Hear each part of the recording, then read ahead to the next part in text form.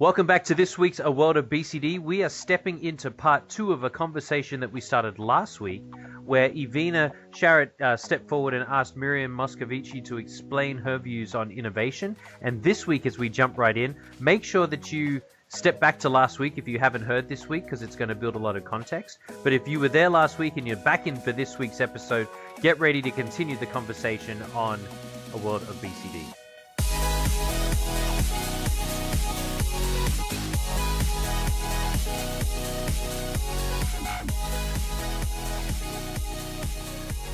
So Miriam, looking into 2019, how are we going to solicit and transform, innovation into ideas into innovation? What's your plan there? So I think there's two big parts of the plan that are interesting. The first thing we need to do, of course, is to nurture and develop skills internally so that we can solicit ideas from our internal folks. We happen to have amazing folks here. In fact, I've met many of the folks from your challenge program, and I can't believe it. They're delightful. They're so great and so enthusiastic. Avina's one of them too, Avina's sitting here. She's one of them as well. Are you? I was being silent in the background.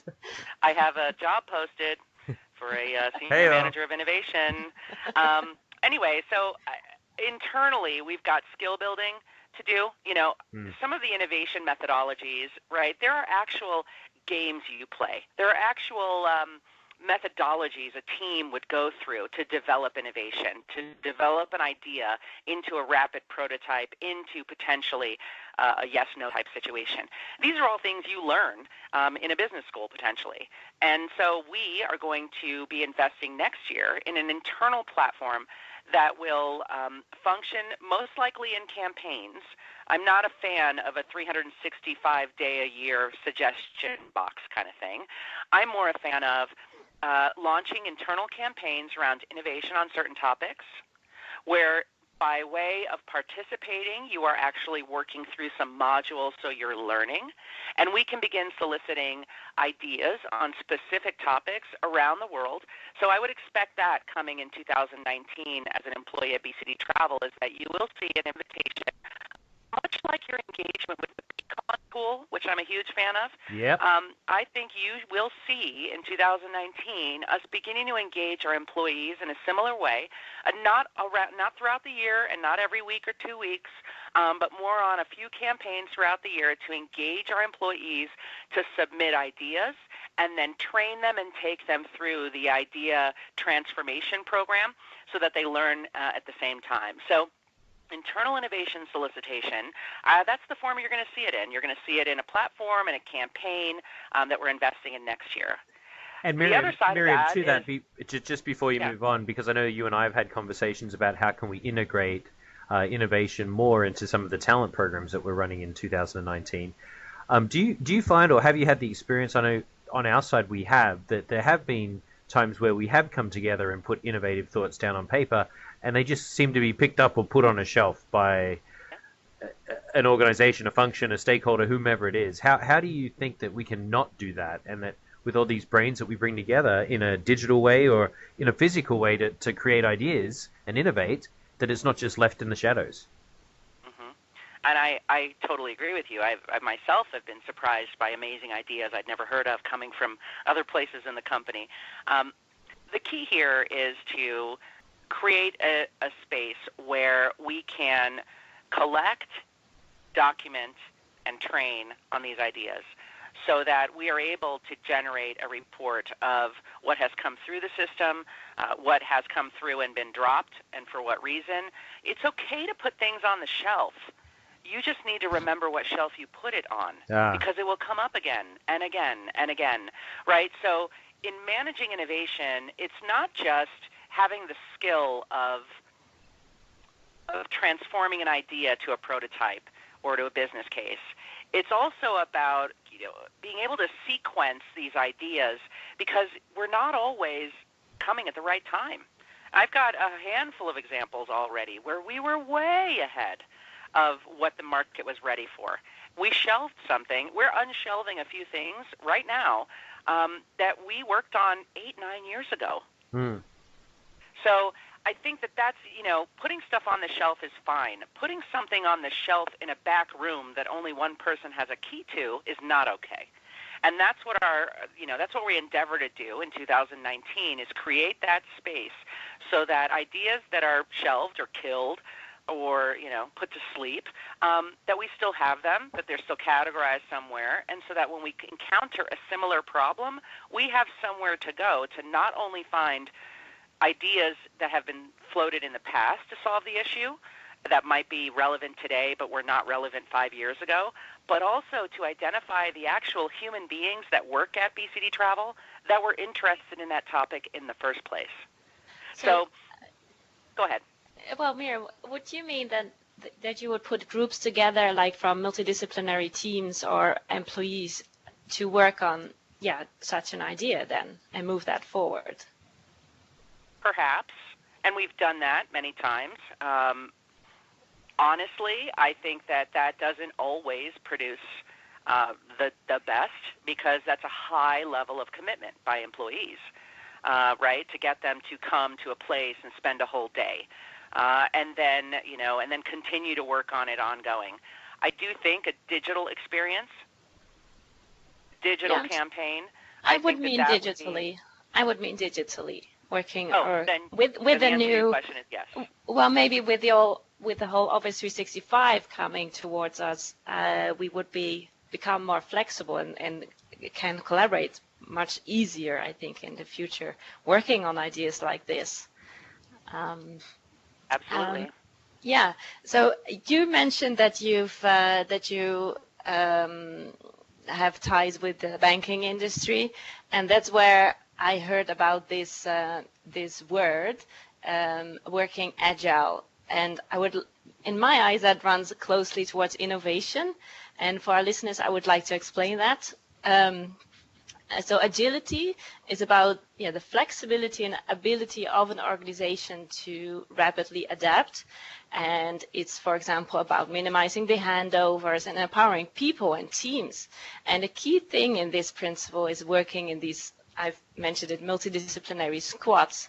And what I've heard read is that companies such as Google and Netflix and Spotify, they're leading in this sense of this working agile and flexible. And although these companies are operating in different industries, of course, what they have in common, like with us, is that they have a people culture. And like I mentioned, I sit within the Global Ops organization, and without having to change our organization, we have, at least in our range, started to put some colleagues together with different skill sets in different groups and different regions. And we see great value of this because we're not really inventing the wheel by each individual department or driving an idea on our own.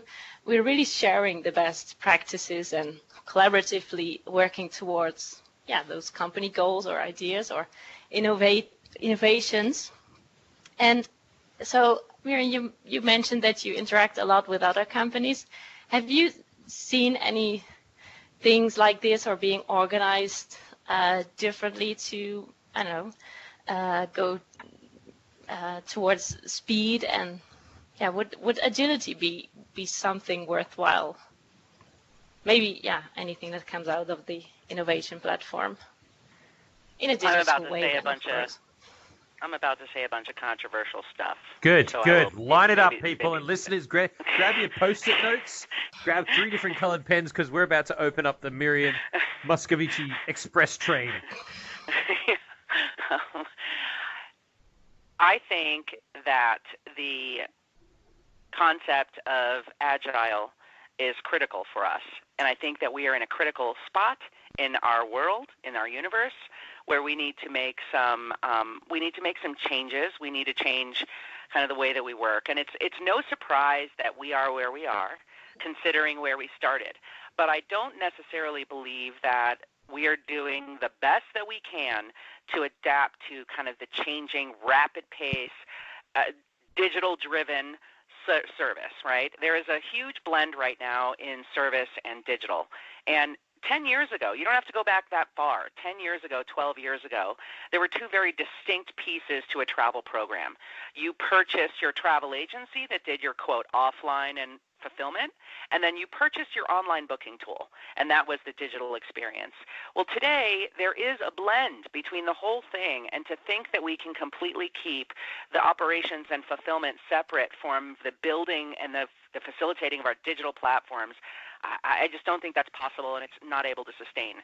I know everyone has had the experience that I have on a pretty weekly basis, which is I'm working on a solution.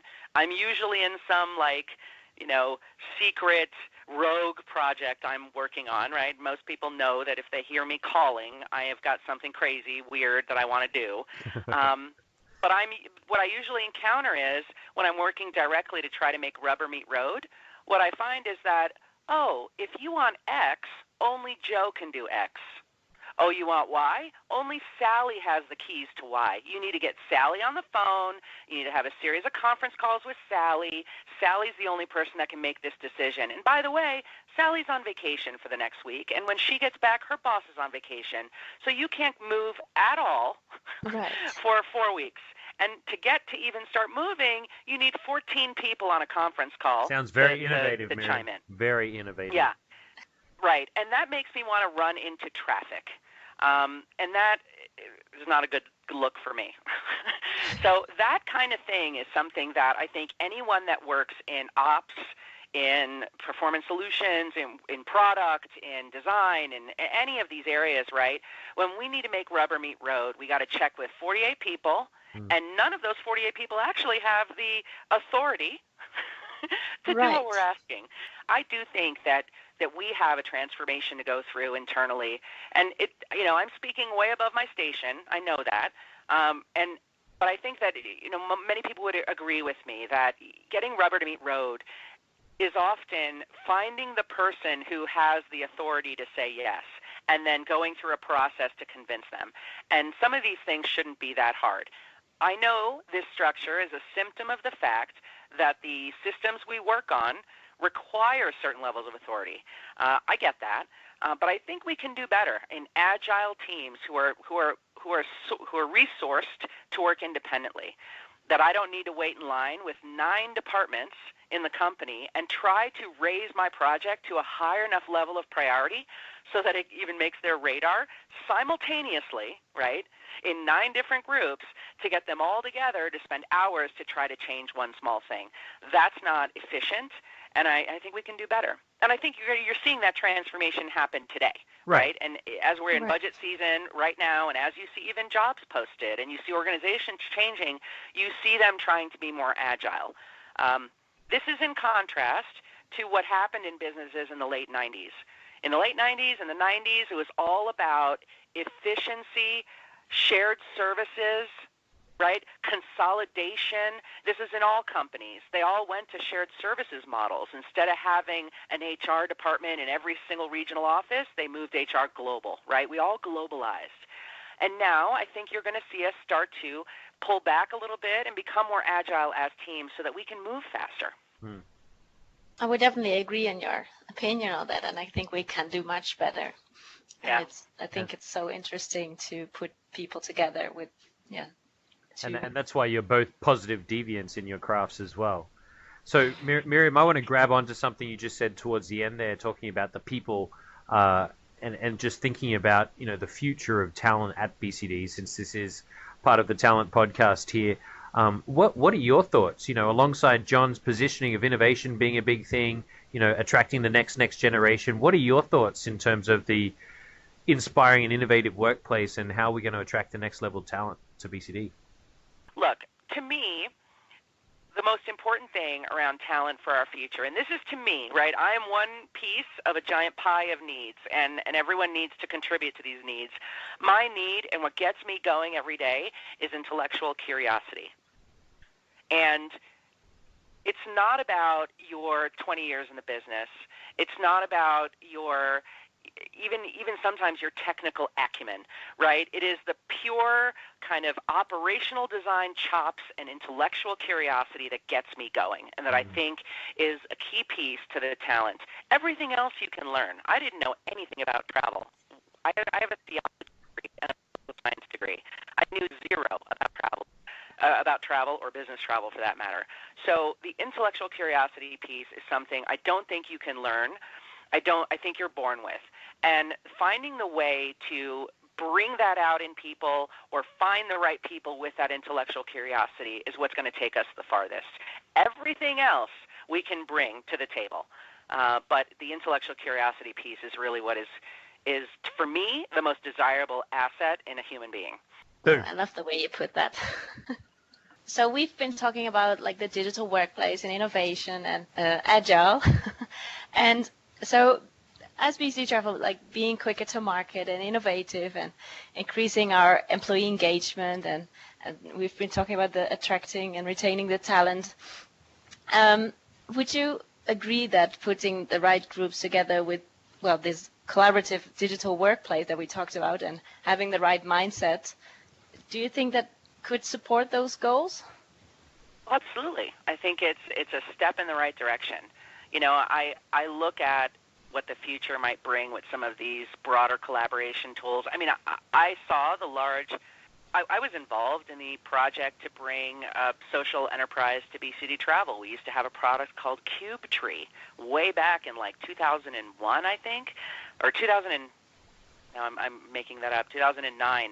I believe we launched the first social enterprise, which now is Chatter and Salesforce, right?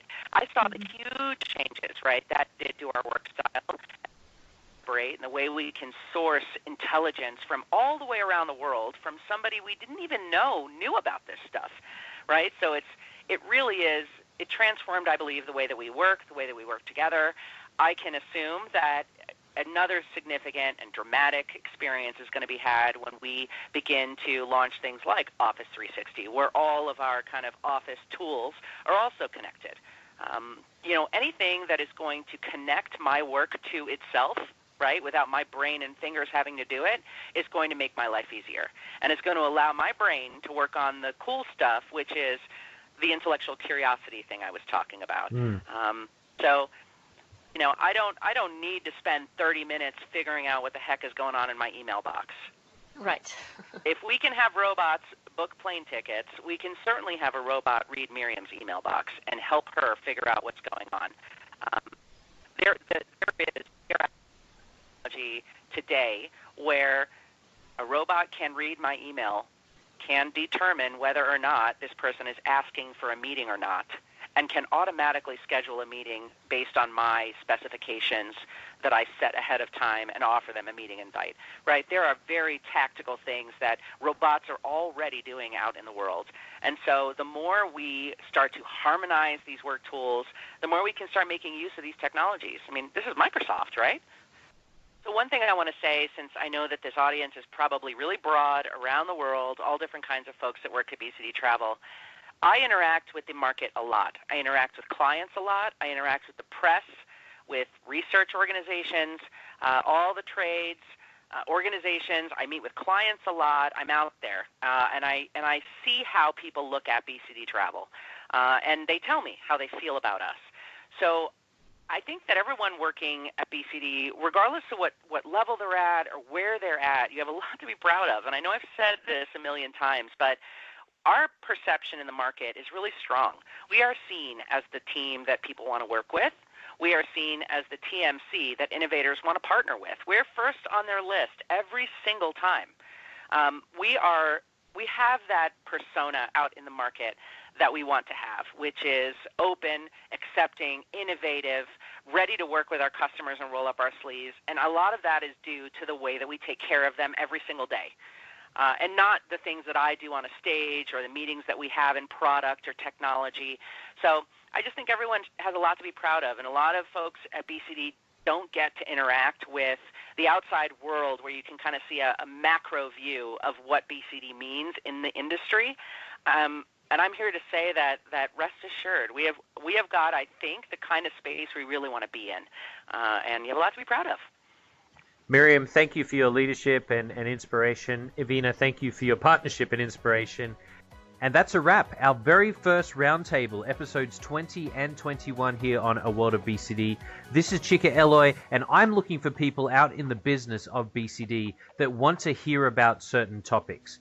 Yes, we've got a lot of episodes lined up. But I would love to maybe even bring you onto our next roundtable and bring a subject matter expert so that we can unpack and perhaps even derail or future pace what's going to happen in the business of BCD based on your great ideas and input. So feel free to reach out, contact me. But for the rest of you, we will see you next week on A World of BCD.